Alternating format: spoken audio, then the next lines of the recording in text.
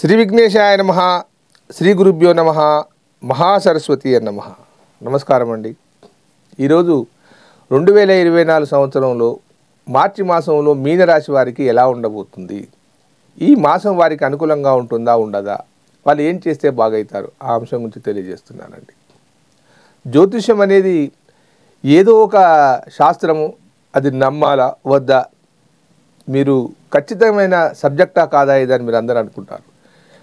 జ్యోతిష్యం అనేది అదొక గణిత శాస్త్రము. గ్రహాలకు మనుషులకు ఉండే సంబంధ బాంధవ్యాన్ని, గణితాన్ని ఆధారంగా చేసుకొని ఎన్నో సంవత్సరాలు మహర్షులు వాళ్ళు పరిశోధన చేసిన తర్వాతనే దాన్ని మనకు అందించారు. వేల సంవత్సరాలు విక్రమాదిత్యుని కాలం నుంచి మొదలుపెట్టుకుంటే, పరాశరుని కాలం నుంచి మొదలుపెట్టుకుంటే, అంతకుముందు నారదుడు కాలం నుంచి మొదలుపెట్టుకుంటే ఎంతోమంది చేశారు. అది యొక్క పద్ధతి ప్రకారంగా ఉంది కాబట్టే వేల మంది లక్షల మంది దాన్ని ఆచరించి దాన్ని చూసి ఇది ఒక మంచి సబ్జెక్ట్ అని చెప్పేసి పరిగణలోకి తీసుకొని చేసుకుంటున్నారు. అంతేకాని ఇదేదో తీసేసే సబ్జెక్టు కాదు. ఎవరెవరో ఎన్నో రకాలుగా మాట్లాడతారు. ఆ మాటలు మనకు అనవసరం. మనకు కావాల్సింది ఏమిటి, మనకు దాని ద్వారా లబ్ధి చేకూరాలి.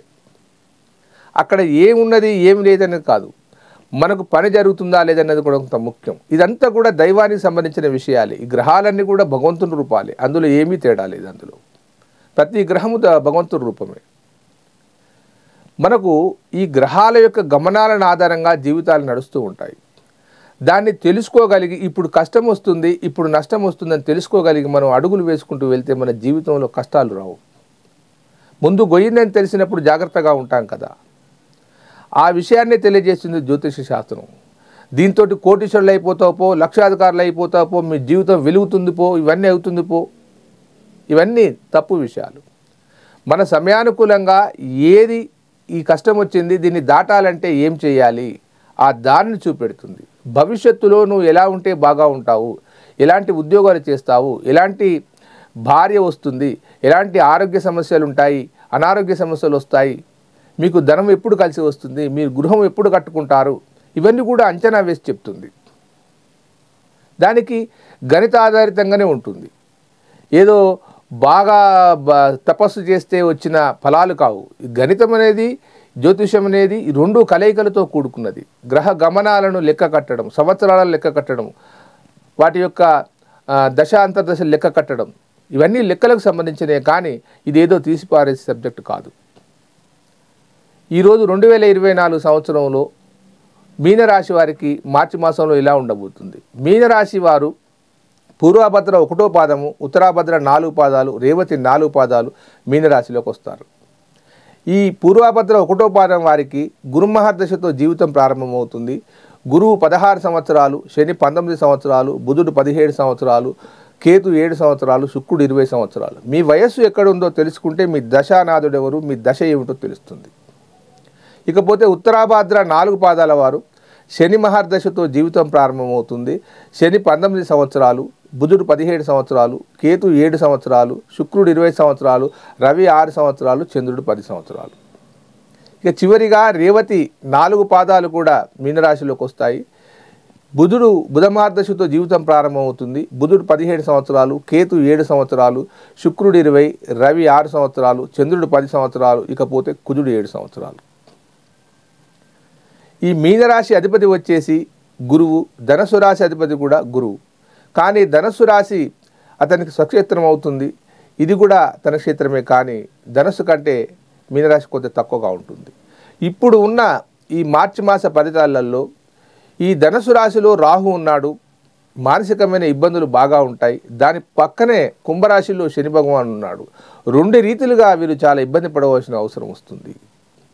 మానసికమైన ఇబ్బంది, ఆర్థికమైన ఇబ్బంది చాలా చాలా ఇబ్బందికరంగా ఉంటుంది. 2వ వెంట గురువు ఉన్నాడు, కానీ అంత వెసులుబాటుగా 2 గ్రహాల యొక్క ఫలితాలు ఓవర్కమ్ చేసి ఈ గురువు లబ్ధిని చేకూర్చలేడు. ఏదో మీరు కష్టపడితే శుభకార్యాలు జరుగుతాయి, మీరు కష్టపడితే ఆర్థిక వెసులుబాటు జరగవచ్చును. మొత్తానికి మీనరాశి వారికి బాగా కష్టకాలం అనేది చెప్పవచ్చును.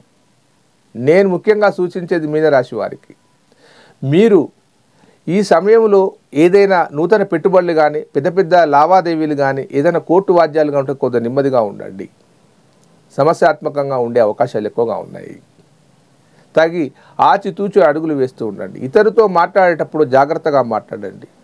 మీ కుటుంబ సభ్యులతో జాగ్రత్తగా ఉండండి, తగాదాలు వచ్చే అవకాశాలు ఎక్కువగా ఉన్నాయి. శని వల్ల ఈ చివరి దశలో మధ్య దశలో శని ఉన్నాడు మీకు, కాబట్టి మీరు చాలా బలంగా ప్రవర్తించవలసిన అవసరం ఉంది. పెట్టుబడులు పెట్టాలనుకున్నప్పుడు దానికి 100% కరెక్ట్గా ఉందా లేదా అని ఆచి తూచి అడుగులు పెట్టండి, అతిగా పెట్టకండి, నష్టపోయే అవకాశం ఉంది. ఇకపోతే 11ంట రవి ఉన్నాడు. ఏకాదశ స్థానంలో రవి ఉన్నప్పుడు ఒక నెల రోజుల పాటు మీకు వెసులుబాటు ఉంటుంది, మానసిక ధైర్యం ఉంటుంది, మీరు చేసే పని యందు ఉత్తేజం కలుగుతూ ఉంటుంది. ఏదైనా రాజకీయ రంగంలో ఉన్నవారు కానీ, ఏదైనా ప్రమోషన్ల గురించి వెంపర్లాడుతున్నవారు కానీ, ఏదో కొద్ది ప్రమోషన్లు వచ్చి మీరు సంతోషపడే అవకాశం ఉంది, కానీ పూర్తి స్థాయిలో మాత్రం కాదు. 2వ ఇంట గురువు ఉన్నప్పుడు మీ సంతానంలో ఉండబడే వారికి ఏమైనా వివాహ సంబంధాల విషయంలో శుభకార్యాలు జరిగే అవకాశాలు ఉన్నాయి. అతిగా ఖర్చులు పెట్టకండి, అప్పులయ్యే అవకాశాలు ఎక్కువగా ఉన్నాయి.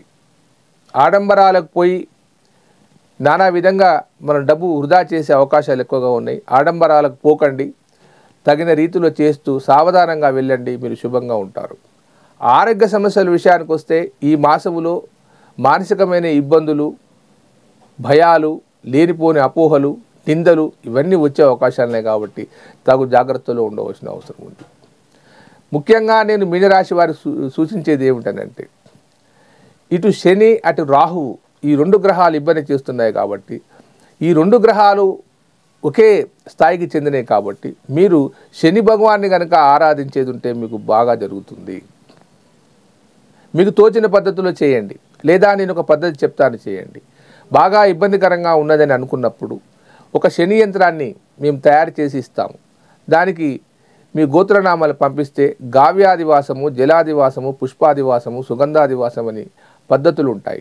అంటే ఒక యంత్రాన్ని చెక్కించబడి దాన్ని కాల్చి దాన్ని సరిగ్గా ఒక పద్ధతిలో దాన్ని శుభ్రపరిచి దాన్ని ఒక తాంబాలంలో పెట్టేసి చుట్టూ 4 బ్రాహ్మణ్స్ కూర్చొని గోత్రనామాలు చేసి మీకు ఆ శని యొక్క యంత్రాన్ని చేస్తారు. 5 రోజులు చేస్తారు. చేసిన అనంతరం మీకు ఒక కంకణంతో పాటు ఆ యంత్రాన్ని పంపిస్తారు.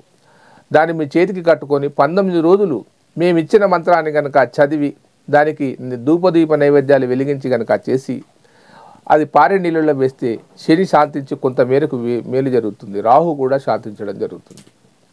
కాబట్టి ఇంత కష్టకాలంలో మీకు ఏదో ఒక విధంగా సహాయం చేయాలన్న ఉద్దేశంతో చేస్తున్నాం, కానీ ఇదేదో వ్యాపార రీత్యా మీకు చెప్పేది మాత్రం కాదు. 100కు 100 రూపాయలు చెప్తున్నాను ఇది.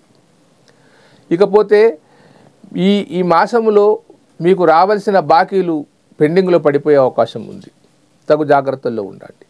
మీకు ఏదైనా జాతక సమస్యలు ఉంటే ఆర్థిక విషయాలే కానీ, కుటుంబ విషయాలే కానీ, కుటుంబ తగాదాలే కానీ, దాంపత్య తగాదాలే కానీ, ఏదైనా కానీ మనం జాతకం ద్వారా తెలుసుకోవచ్చు.